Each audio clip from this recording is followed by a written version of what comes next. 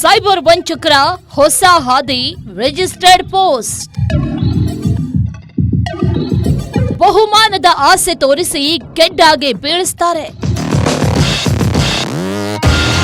ಮೋಸ ಹೋಗುವವರು ಇರೋ ತನಕ ಮೋಸ ಮಾಡೋರು ಇದ್ದೇ ಇರ್ತಾರೆ ಅನ್ನೋ ಹಾಗೆ ತಂತ್ರಜ್ಞಾನ ಮುಂದುವರಿದಂತೆ ವಂಚಕರ ವಂಚನೆ ಕೂಡ ಅಪ್ಡೇಟ್ ಆಗ್ತಾ ಹೋಗುತ್ತೆ.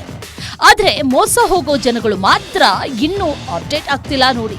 ದಿನ ಬೆಳಗಾದ್ರೆ ಸಾಕು ಸಾವಿರಾರು ಆನ್ಲೈನ್ ವಂಚನೆಯ ಸುದ್ದಿಯನ್ನ ನಾವು ನೋಡ್ತಾನೆ ಇರ್ತೇವೆ, ಕೇಳುತ್ತಲೇ ಇರ್ತೇವೆ. ಇನ್ನು ಜನ ಮೋಸ ಹೋಗಬೇಡಿ ಅಂತ ಸಂಬಂಧಪಟ್ಟ ಇಲಾಖೆಗಳು ಎಚ್ಚರಿಕೆಯ ಸಂದೇಶವನ್ನ ನೀಡಿದ್ರು ನೋ ಯೂಸ್. ಜನ ಮಾತ್ರ ಇಂತಹ ಫ್ರಾಡ್ಗಳಿಂದ ಮೋಸ ಹೋಗ್ತಾನೆ ಇದ್ದಾರೆ. ಮೋಸ ಹೋದ ನಂತರ ಅಯ್ಯೋ ಹೀಗಾಯ್ತಾ ಅಂತ ತಲೆ ಮೇಲೆ ಕೈ ಹೊತ್ಕೊಂಡು ಪೊಲೀಸರ ಮೊರೆ ಹೋಗ್ತಾರೆ. ಇನ್ನು ಜನರನ್ನ ಮೋಸ ಮಾಡೋದಕ್ಕೆ ಅಂತಾನೆ ಹುಟ್ಟಿಕೊಂಡಿರುವ ಆನ್ಲೈನ್ ವಂಚಕರು ಒಂದ ಎರಡ ಸಾಲು ಸಾಲು ಮೋಸದ ಜಾಲತಾಣಗಳ ಮುಖಾಂತರ ಉಡುಗೊರೆ, OTP, KYC, ಅಶ್ಲೀಲ ಫೋಟೋ, ವಿಡಿಯೋ ಸೇರಿ ವಿವಿಧ ರೀತಿಯಲ್ಲಿ ವಂಚನೆ ಮಾಡುತ್ತಿದ್ದ ಸೈಬರ್ ವಂಚಕರು ಇದೀಗ ಹೊಸ ಮಾದರಿಯಲ್ಲಿ ದಂಧೆಗಿಳಿದಿದ್ದಾರೆ ನೋಡಿ. ಅದೇ ರಿಜಿಸ್ಟರ್ಡ್ ಪೋಸ್ಟ್ ವಂಚನೆ ಜಾಲ.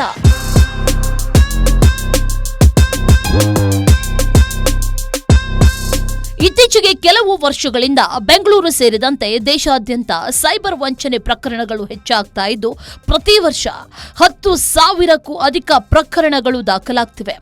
ಈ ಸೈಬರ್ ವಂಚಕರ ಬಲೆಗೆ ಬಿದ್ದು ಅಮಾಯಕರು ಕೋಟ್ಯಾಂತರ ರೂಪಾಯಿಯನ್ನ ಕಳೆದುಕೊಳ್ತಾನೆ ಇದ್ದಾರೆ. ಈ ಮಧ್ಯೆ ಪೊಲೀಸರು ಕೂಡ ಆನ್ಲೈನ್ ವಂಚಕರ ವಿಚಾರದಲ್ಲಿ ಸಾರ್ವಜನಿಕರಿಗೆ ಎಚ್ಚರಿಕೆಯ ಸಂದೇಶ ನೀಡುತ್ತಿದ್ದಂತೆ ಜನ ಕೂಡ ಅಂತಹ ವಂಚನೆಯ ಬಗ್ಗೆ ಜಾಗರೂಕರಾಗತೊಡಗಿದಂತೆ ಈ ವಂಚಕರು ಕೂಡ ಮತ್ತೆ ಹೊಸ ನಮೂನೆಯ ವಂಚನಾ ಜಾಲವನ್ನ ಕಂಡುಹಿಡಿದು ಮತ್ತೆ ಅಮಾಯಕರನ್ನ ಕೆಡ್ಡಾಗೆ ಬೀಳಿಸಲು ತಯಾರಾಗಿರ್ತಾರೆ ನೋಡಿ. ಈ ಆನ್ಲೈನ್ ವಂಚಕರ ಹೊಸ ಮಾದರಿಯ ಸೈಬರ್ ವಂಚನೆ ಸಾರ್ವಜನಿಕರು ಮಾತ್ರವಲ್ಲ, ಪೊಲೀಸರಿಗೂ ತಲೆನೋವಾಗಿ ಪರಿಣಮಿಸಿದ್ಯಂತೆ.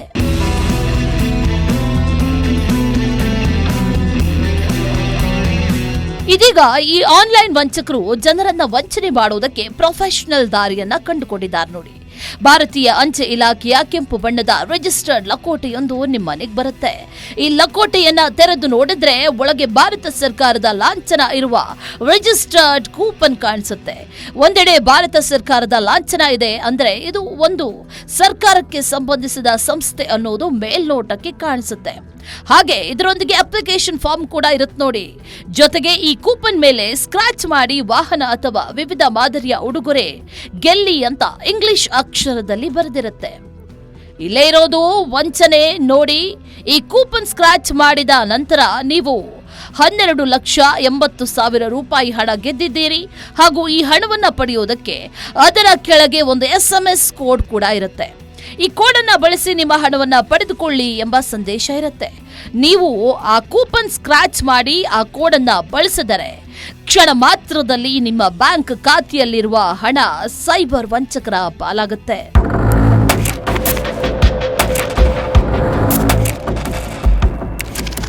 ಇನ್ನು ಇದೇ ಲಕೋಟೆ ಮೇಲೆ ಸ್ಕ್ಯಾನರ್ ವಂಚನೆ ಕೂಡ ಇದೆಯಂತೆ. ವಂಚಕರು ಕಳುಹಿಸುವ ರಿಜಿಸ್ಟರ್ಡ್ ಲಕೋಟೆಯ ಕಾಗದ ಪತ್ರದಲ್ಲಿ ಸ್ಕ್ಯಾನರ್ ಕೂಡ ಇರುತ್ತೆ. ಅದನ್ನ ಸ್ಕ್ಯಾನ್ ಮಾಡಬೇಕು ಹಾಗೂ ಸಹಾಯವಾಣಿ ಸಂಖ್ಯೆಗೆ ಕರೆ ಮಾಡಬೇಕು ಅಂತ ಕೆಳಭಾಗದಲ್ಲಿ ಬರೆದಿರುತ್ತೆ. ಒಂದು ವೇಳೆ ಸ್ಕ್ಯಾನ್ ಮಾಡಿದ್ರೆ ಅಥವಾ ಸಹಾಯವಾಣಿ ನಂಬರ್ಗೆ ಕರೆ ಮಾಡಿದ್ರೂ ಕೂಡ ನಿಮ್ಮ ಖಾತೆಯಲ್ಲಿನ ಹಣ ವಂಚಕರ ಪಾಲಾಗುತ್ತೆ. ಹೀಗೆ ಸೈಬರ್ ವಂಚಕರು ಹೊಸ ವಂಚನೆಯ ವಿಧಾನವನ್ನ ಕಂಡುಕೊಂಡಿದ್ದಾರೆ. ಈಗಾಗಲೇ ಕೆಲವರು ವಂಚಕರ ಬಲೆಗೆ ಬಿದ್ದು ಆಗಿದೆಯಂತೆ. ಪಶ್ಚಿಮ ಬಂಗಾಳದ ರಾಜಧಾನಿ ಕೋಲ್ಕತ್ತಾದ ಯಾವುದೋ ಒಂದು ವಿಳಾಸದಿಂದ ರಿಜಿಸ್ಟರ್ಡ್ ಪೋಸ್ಟ್ ಅನ್ನ ಕ್ರಿಮಿನಲ್ಸ್ಗಳು ಕಳುಹಿಸುತ್ತಾರೆ. ಮೀಶೋ ಸಂಸ್ಥೆಯ ಹೆಸರನ್ನ ಕೂಡ ಈ ವಂಚಕರು ದುರ್ಬಳಕೆ ಮಾಡಿಕೊಂಡಿದ್ದಾರೆ ನೋಡಿ. Meesho online shopping private limited ಹೆಸರಿನಲ್ಲಿ ಈ ರಿಜಿಸ್ಟರ್ಡ್ ಮುದ್ರೆ ತಗೊಂಡಿದೆ. ಇದೊಂದು ಪಕ್ಕಾ ವಂಚನೆ ಅಂತ ಆ ರಿಜಿಸ್ಟರ್ಡ್ ಅನ್ನ ಕಡೆಗಣಿಸಿ ಸುಮ್ಮನಾದ್ರೆ ನೀವು ಬಚಾವಾಗ್ತೀರಾ. ಒಂದು ವೇಳೆ ದುಡ್ಡಿನ ಆಸೆಗೆ ಸ್ಕ್ಯಾನ್ ಏನಾದ್ರೂ ಮಾಡಿದ್ರೋ ನಿಮ್ಮ ಜಿಪೇ ಮತ್ತು ಫೋನ್ ಪೇ ಮೂಲಕ ವ್ಯವಹಾರಕ್ಕೆ ಸಂಬಂಧಪಟ್ಟಂತೆ ಯಾವ ಬ್ಯಾಂಕ್ ಅಕೌಂಟ್ ನೋಂದಾವಣಿ ಆಗಿರುತ್ತೋ ಆ ಖಾತೆಯ ಎಲ್ಲ ದುಡ್ಡು ದುಷ್ಟರ ಪಾಲಾಗತ್ ನೋಡಿ.